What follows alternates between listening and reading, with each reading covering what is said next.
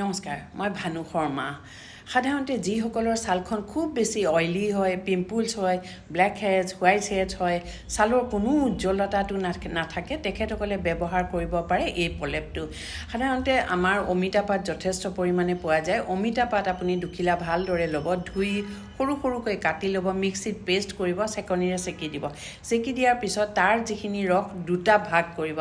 এটা ভাগ আপুনি আইচ কিউব কৰিব, নতুবা স্প্ৰে বটলত আপুনি ভৰাই থৈ দিব।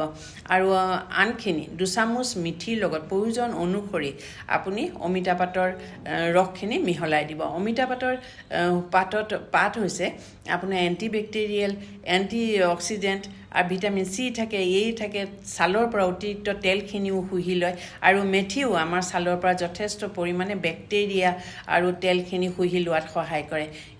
এই দুয়োটা মিহলাই পেলাই আপোনাৰ যিটো পেষ্ট হ'ব, মুখখন ধুই পেলাই আপুনি 20 মিনিটৰ কাৰণে লগাব।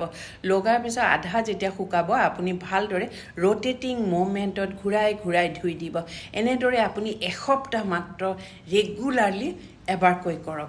দেখিব আপোনাৰ ছালৰ পৰা পিম্পলছো নাইকিয়া হৈছে, বেক্টেৰিয়া নাইকিয়া হৈছে, ছালৰ উজ্জ্বলতাটো যথেষ্ট পৰিমাণে বাঢ়ি গৈছে।